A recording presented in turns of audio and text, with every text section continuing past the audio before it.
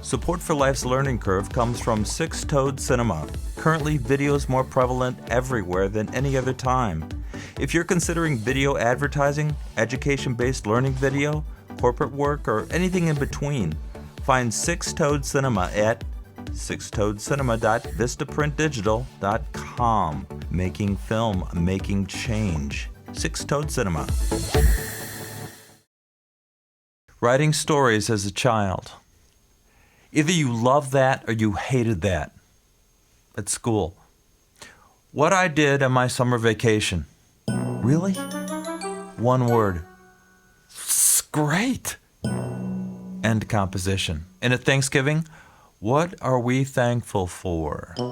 Well, Mom, Dad, clothes, grandparents, food, our house, my go-kart. That's a little selfish, don't you think? There are a lot of children in a lot of places that don't have go-karts. Okay, so away from school, I used to write stories as a child and cartoon on the pages. My parents were very supportive of this, and I appreciated that. No one really knew about my stories except for my family.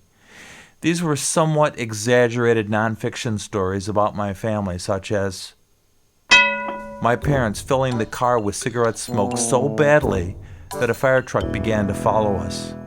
True. Another time I wrote about my sister's high school parties, one in particular where all her friends came. It seemed like the entire school was there and they all loved her. Her friends sang and they danced, and they even included my parents, which is something my friends never quite mastered later.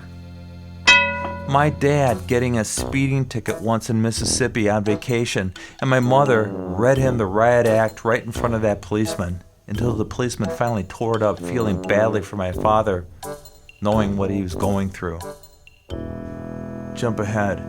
Writing in high school composition class, year 3. Final project? I chose a composition about my track team, my observations, my experiences. Mr. Martin, our composition teacher, you always remember the names of your favorite teachers. Mr. Martin read my composition to all of his classes except to mine. Other friends and people I didn't even know stopped me in the hallway, and they were telling me things like, that was hilarious, or did Tom Queenson really get pulled around the gym by his jock for mouthing off to Coach? He did. Other kids were mad at me, like Tom Queenson, but it was okay, because this was the first unsolicited, non-parental attention I had gotten for writing.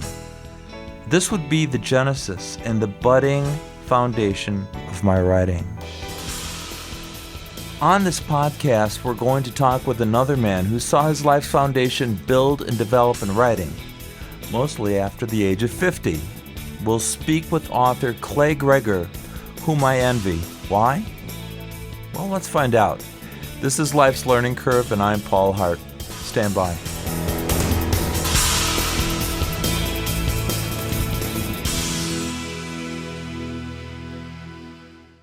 In this program, we dive into 4 segments.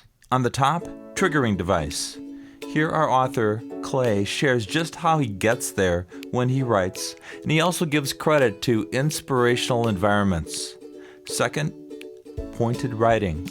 Our author validates to us why his stories sometimes have tremendous gaps and defines the 4 types of people in their personal war that they have with themselves. Part 3, Clay welcomes mentors, like-minded people, and the Tanqueray Martini on the rocks with a twist. Part 4, Clay tells us why he believes his first book keeps selling and selling in a segment we call It's Got Legs. We're headed to Key West, Florida, to visit with nonfiction author Clay GREAGER in an interview we did several years back.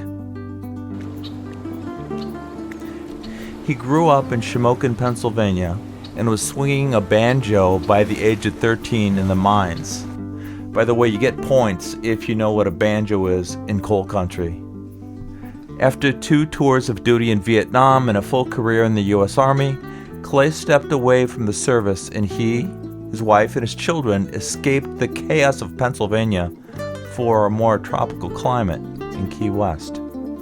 Now, all through his life, Clay had the urge to write, but it wasn't until he and his family moved to the Florida Keys he began to commit words to the word processor. Clay, when was it when you really began to write? That's really a hard question. And I'm asked it all the time, I really am, and that surprises me. The curiosity, when did I actually start writing? And I had to go back through and remember. The first story I wrote was in 6th grade. I'll never forget it, and it was awesome. We were given a week project to write a 1-page, 200-word story about anything. It was an English lit or English grammar structuring assignment. And I didn't write anything up until the night before. And I knew the deadline was there because she had said, okay, tomorrow morning when you bring your writings in, we're going to have you read in front of the class. And I wrote a story, and I titled it The Hostile Insect. And it was great. It was about these black ants that had surrounded a farmer and driven him into a pond. And in the middle of the pond was a little island. And they kept him there and wouldn't let him off. And it was based on a true experience, though, where I worked on a farm in the summertime, and we had burn out anthills because the horses and people, would step into them. And I always wondered about how mad they were because we were burning them out. But after the thing was, when I read it to the class, they all laughed all the way through it. And the teacher said to me, where'd you get this from? It was 6th grade. And I told her what it was from, and she said it was very unusual. And that I should look into writing or something along those lines.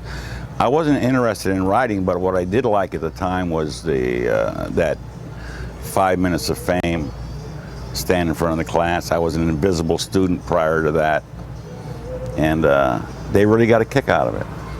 And what came next? I didn't write another story until 1969 when I got back from Vietnam.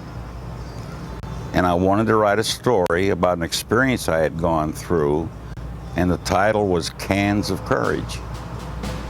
And it was a true story about I got myself into a situation because we had been drinking beer and then volunteered to go and do something that we had no reason to do. But we were asked to do it. And I thought it'd make a great story. I even enrolled in the American Writers Association at the time, which was a VA benefit. They would pay for the lessons. So I started to write the book. I really did. American Writers course. And I came back out in order to go back to Vietnam again. So that stopped. And I never did finish the story or the book or the lessons, but I did have to pay the classes off because I stopped sending my work in, even though I was in Vietnam. I'll never forget that. I had to pay it off.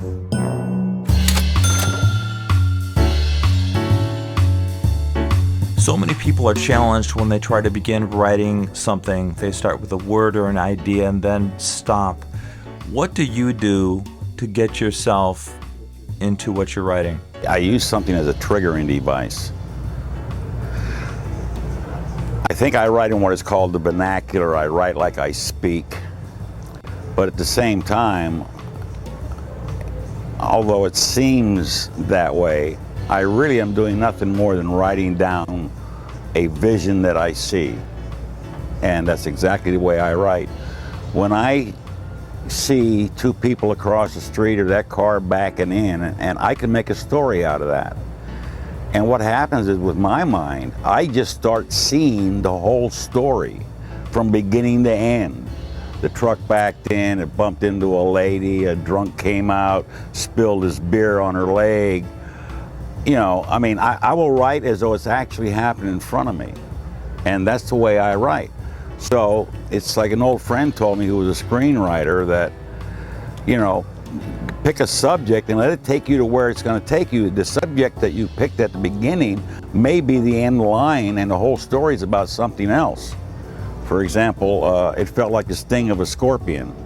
I use that phrase because one morning at the house, I got up and I was walking out to turn my computer on, and got stung by a scorpion immediately.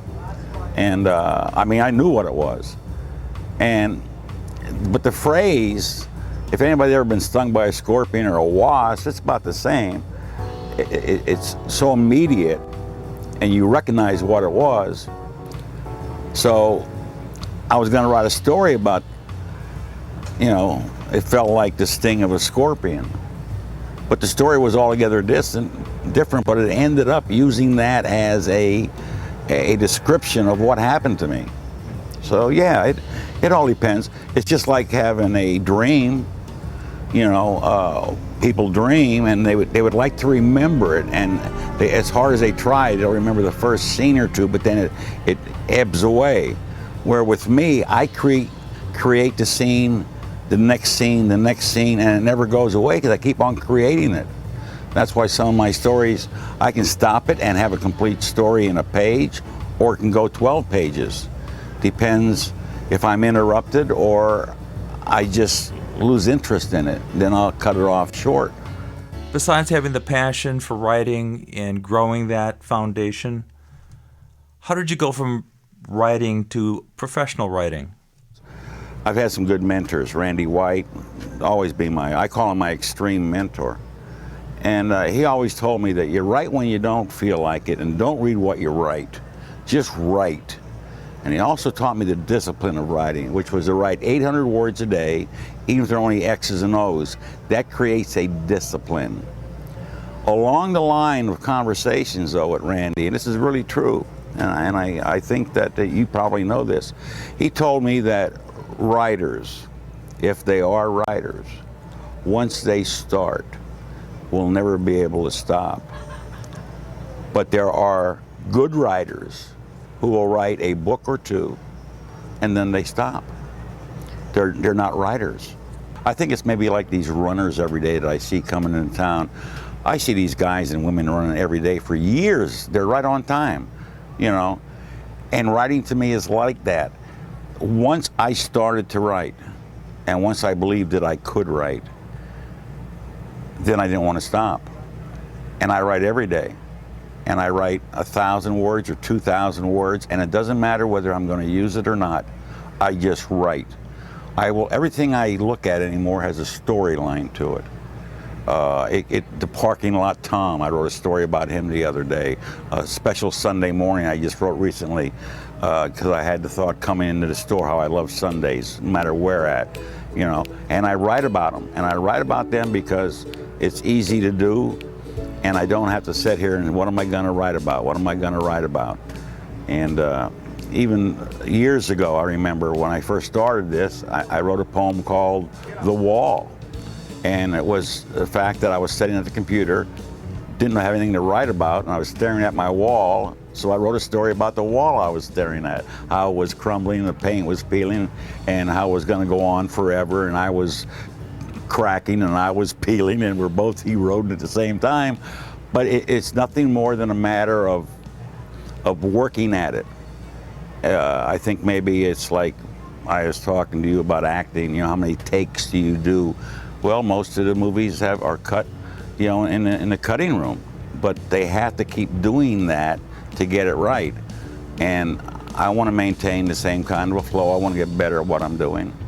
And I can't do this by saying, okay, today I'm going to write the best chapter of my life. All I have to know is that I cannot wait to come in here and start writing.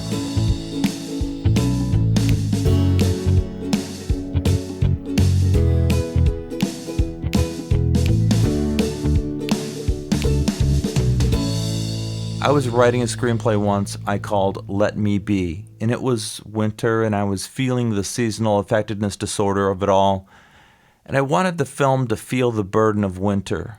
It was all encapsulated by the foul, bone-chilling weather, and I wanted to relate that to events in a person's life. So I tried working with music to fit that mood of what I was writing. Well, for that film, it worked, but it's frustrating because it works at times and at other times, no, nothing. So, Clay, do you have inspirational places that you like to write? You know, artists always like to have attics with great light, and that's the only place they can paint. You know, a lot of them. Writers have to be in an atmosphere that creates and releases their talent in there. And believe me, it is talent. It's not a learned skill. You cannot pick up a book how to do creative writing, and I don't, you know, as far as I'm concerned, it would do me no good to go to any class on creative writing. It was a dark, chilly, windy, rainy, gruesome, terrible day. I mean, what does that tell me? So if you have a passion for doing something and you cannot wait to get back to do it, you're an artist, in my opinion. Whether you're restoring or rebuilding old cars or writing and performing music or getting that jump shot just the way that you want, flipping real estate, creating a perfect garden, you're an artist at what you do. You do it in your own unique way. To find these people, and they're everywhere, they're out there, you can ask them about their passion. If it's their garden, you'll hear all about the shape of the flower bed. You'll hear about the height of the flowers and the spacing of the plants, and how some of these flowers will be tall and some will be short, how the garden looks in different angles. It's definitely a passion. For me, I'm continually trying to add emotion to visual media. For Clay, it's been observational writing, both very connective and very relatable nonfiction.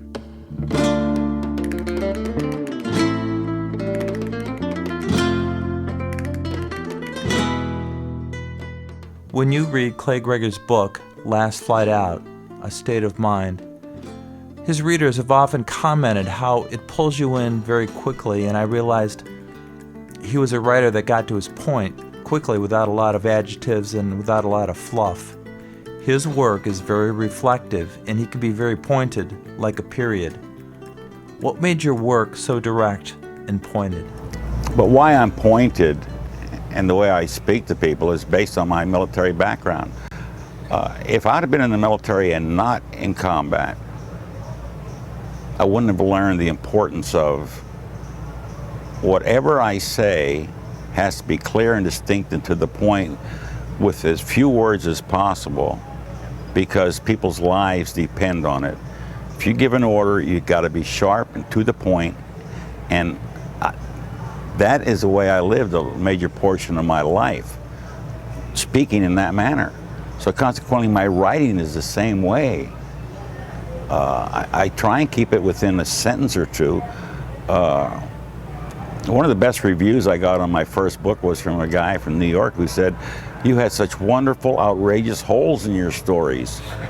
You know, and he said, "I just loved it because I wanted to know in depth everything about this story, but yet your story hit the nail on the head, but I wanted more."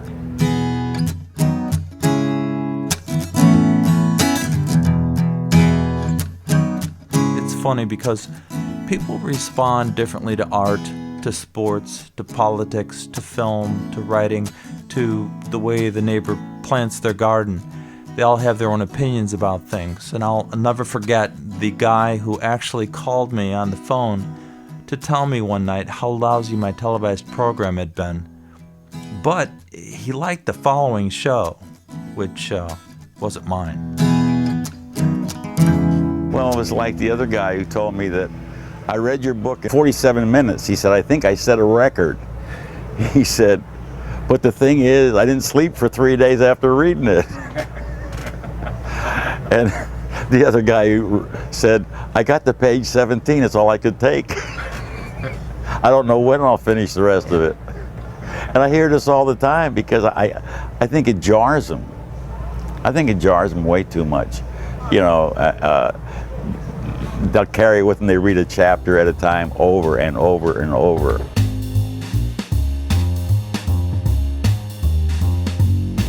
You know, one of the most frustrating things I come across each day is when I find a friend or an acquaintance that is sitting around, standing by, waiting for good things to happen to them. Now, I have a friend, I'll call him Tom, and he's in business, and he has the potential opportunity every day to network and to source out some new people, use those people for a resource or maybe a mentorship, or create a new opportunity for himself in life, a new job maybe even. But Tom's held back by one thing: himself. No one's interested in what I do. Nobody cares. I don't get the attention I deserve. I've heard Tom say that over and over. See, Tom wants other people to make the first move to connect. He feels his life is purposeless where he's at. Nobody sees him, and no one will see him. There are those people who recognize a coincidence, and if it's favorable to them, their intuitiveness tells them to create a consequence out of it. There are those kind of people. I classify myself in that area. Then there are people who will recognize a coincidence, but think there's some master plan, so they don't have to act on it anymore. They just think it will automatically happen, which it never does. Then there are those people who don't have a clue what a coincidence is and just look like a horse with blinders on going through life, telling me that there are no coincidences. And I say, well, can you explain that to me? Which they can't. Just a lazy way of thinking. There are no coincidences. Next. That's the way their life is run. But my favorite person is the last one, who doesn't even know there is a coincidence situation that exists or anything else. And on his final leg of his last journey, somebody tells him that if he had only made use of the coincidences that he ran into, he could have done so much more with his life. And he laments on his last leg, why didn't somebody tell me?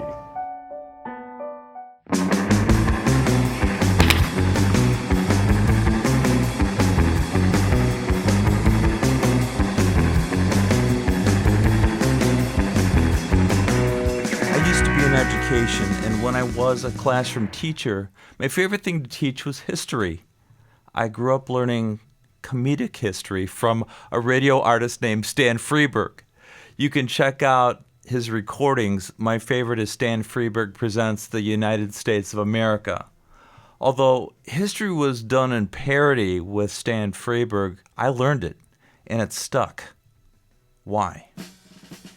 I believe that if history was retold as an exciting story, not just words or in a book, it could come alive. Through my travels throughout the United States, I feel that historic footprint in Williamsburg, in Jamestown, in Key West. And I have to tell you, it's exciting and motivating to know people were so impassioned about our freedom and the mistakes we made and our ability to move forward.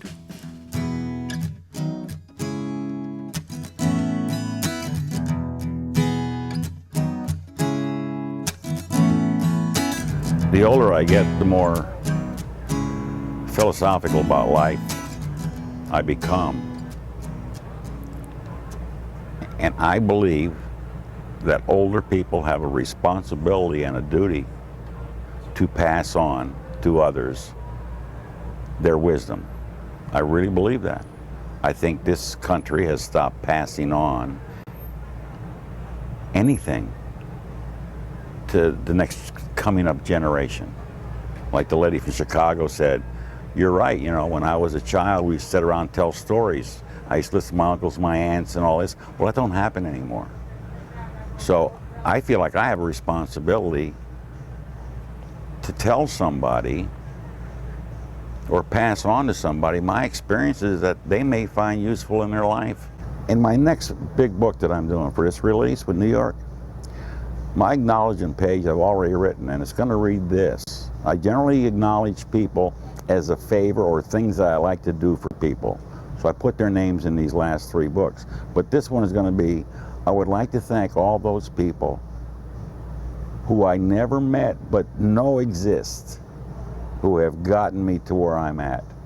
because that's how I got here. There's a lot of people out there that help an awful lot of other people and expect nothing in return. And I did not come from them coal mines of Shamokin, Pennsylvania, you know, in 1958 when I walked out and ended up in Key West, Florida, working on a signed contract for a major book because of my own ability. And I think once you get aware of that, then you sort of want to pay back a little bit. And if I don't tell you, then who's going to tell you? You know, I feel sorry for some people because they just grew up without learning. And they're well-traveled and they have things in their life, and it's all material. You know, you go in a conversation with 8 adults now and they're going to say how much my house is worth, how's my 401k doing, how my mutual funds are working, how my portfolio is acting. We want to buy this, and it's all based on material things.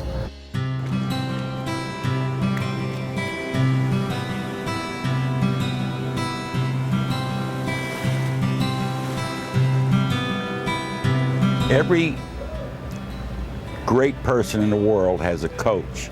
But I use an example of Colonel Parker and Elvis Presley. Elvis Presley would not have gotten to where he was without Colonel Parker seeing something in him that Elvis hadn't seen, and he pulled it out of him.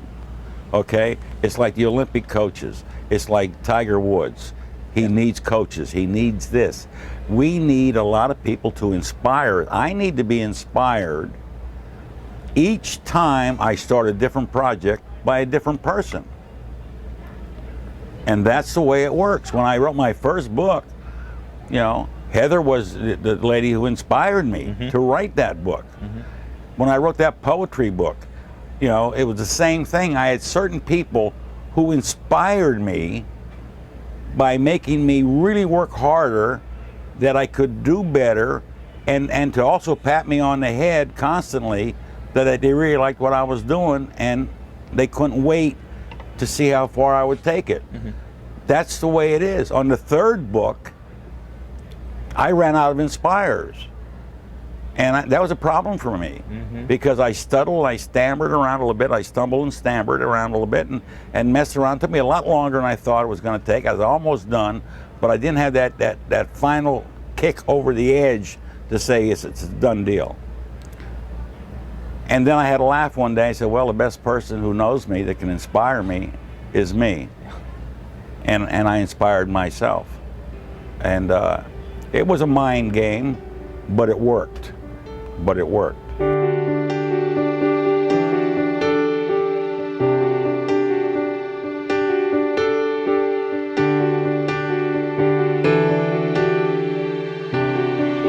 When I was young, my friends and I played together, and we subtly gravitated toward other people just like us that had similar interests.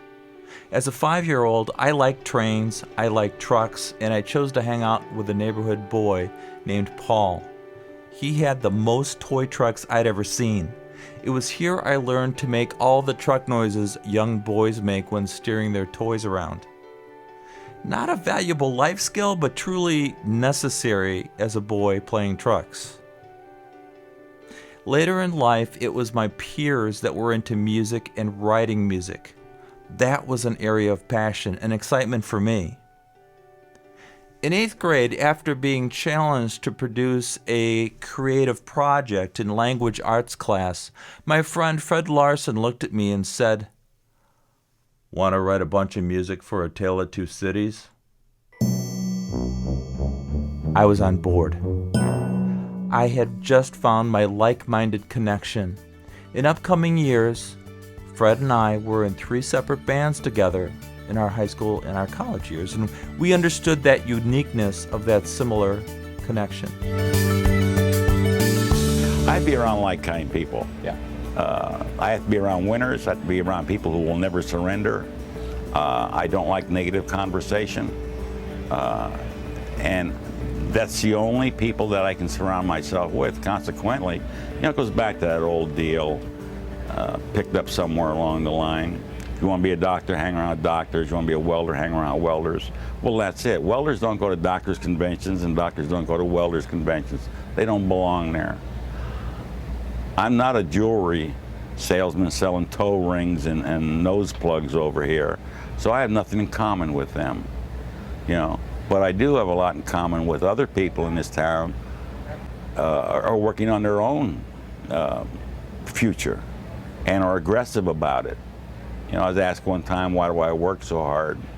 And I said, well, I want to get to the winner's circle, but it's not the matter of me getting to the winner's circle. It's a matter of me still running towards the winner's circle at the end. That's what's most important. And because hard work just means you work hard. Yeah. There's no guarantees on hard work. There are people out there that help us become better versions of ourselves. They're all around us, and some inspire us and some support us. And I remember in high school, I had a great friend named Dave Wormington, or Worm as we called him. Worm was always the support of everything my band did. He called us kings, and he'd say, "Nobody else can touch your band, Paul. You guys are great," which was kind of odd because Dave was in his own band. I have to admit that felt really good. Dave was necessary in very unstable times. There were a lot of bands competing out there back then. Clay had a West Point recruit step up and teach him a valuable life skill. But that young lieutenant one day had invited me. He asked me for a ride home. And, you know, fraternization wasn't popular at that time. So when we got to his house, he said, come on in. And then he had mentioned to me that at a party that we all had attended, he had watched me order a drink, which I think at that time was something like, for me, it would have been Southern Comfort and Coke. And he said that in the military in West Point, part of their program was learning social graces and social acceptance, and there were certain things that you had to go through. And he said, I'm going to teach you how to order a drink. And was at his house, and he did. And he poured and showed me how to drink, not how to drink, but how to order a Tanqueray martini on the rocks with a twist. And I'm going to tell you, for the next 2 years, that's all I drank. But the first time I ever did it was, I was living in Hollywood at the time, Los Angeles. We were at the Air Defense Unit. And I'd gone to a bar in Hollywood, and when the bartender said, what do you have? I couldn't wait. I said, I'll have a Tanqueray martini on the rocks with a twist, please. He looked at me and said, very good. I knew then I was part of society. Mm-hmm. But there were other times in my life when a sergeant major in Germany, when I was 19 years old, invited me to dinner and told me to wear my dress uniform, and which was unusual. But I went to his house for dinner, and he had his wife and his daughter were there. And they had served at that time a 4-course dinner. And the reason they served it that way was he taught me, going through, not a 5-course, but a 4-course dinner, how to eat when I'm at a social function. Because I never knew anything except a large spoon prior to that. And he sat down and talked to me about that for a couple hours. So they picked me out of the crowd and said, look, you know, this guy probably has something, but he's so rough. What can I do for him? And this happened many times in my life, many times in my life. Sure.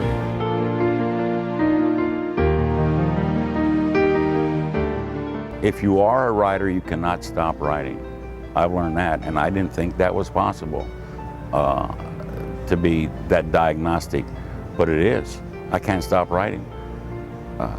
If you're not a writer, then all that means is you looked at writing as a hobby, as something you wanted to try. You might have been good at it for a while, like a golf game, but it wasn't a talent. It was just an achieved level of something, and then that was the end of it. I have to laugh at people when they say, well, I want to write a book, but it's just for me.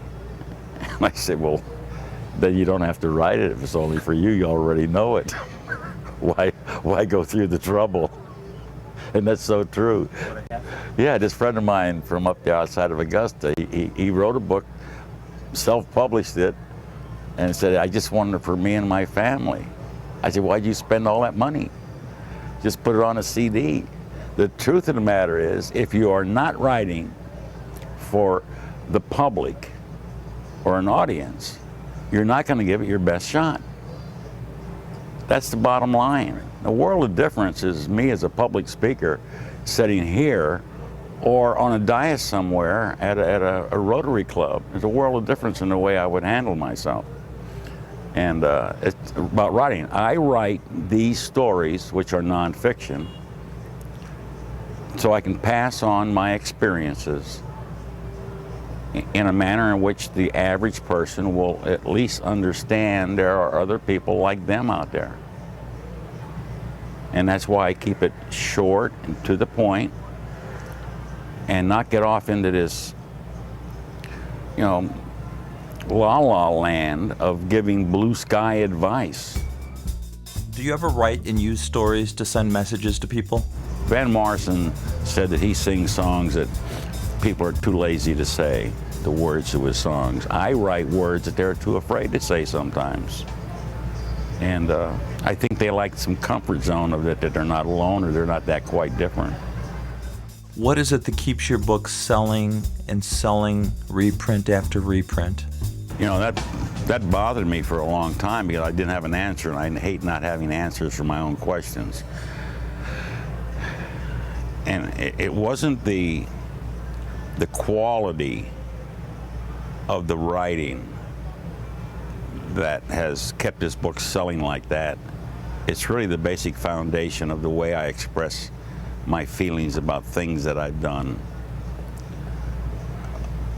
It developed almost a cult, and I often laugh at people when they tell me and say, my God, I keep the book by my bedside. And I say, I read this thing and I don't understand what you're getting out of it.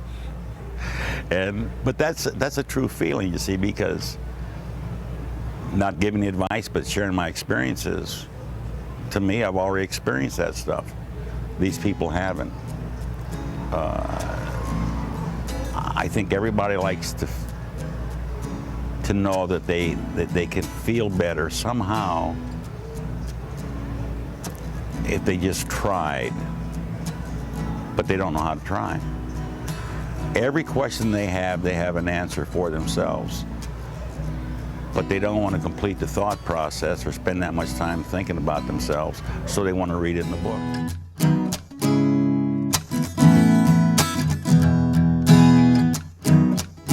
Now, I had to ask Clay one more question.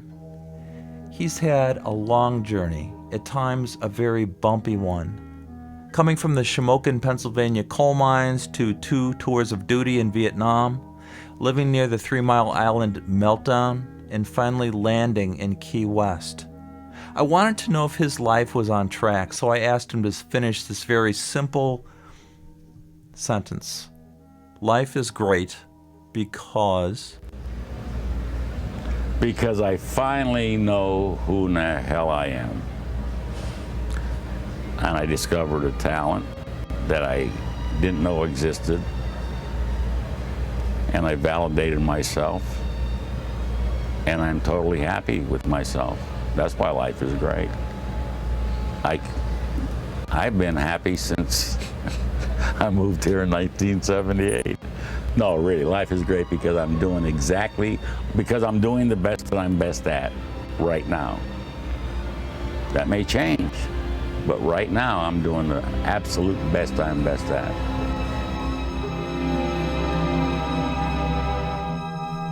The book is Last Flight Out, A State of Mind by author Clay GREAGER, currently available on Amazon.com. Other books by Clay GREAGER, A License to Dream, and The Sun Rises for You, and So You Think You Could Be President, co-authored with Iris Burnett. Just like Clay explained, don't wait for inspiration. Go after it. We have people and opportunities all around us just waiting to be revealed and developed. Don't miss this chance. Build your foundation. It may be your last one, or as Clay might say, it's your last flight out. Don't waste it. For Life's Learning Curve, I'm Paul Hart.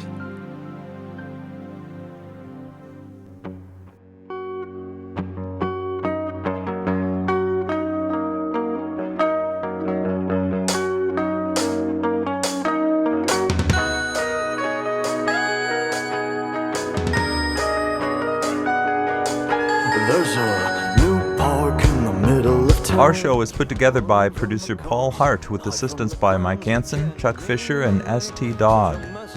Mixed by Chad Loebner. Technical director Luke Hartster. Musical assistance by the Walrus Filter's Riles Hartley and Foresight's Matthew Von Braun. Closing theme today by Matthew Von Braun and Riley Hart, mixed by the amazing Hunter Funk.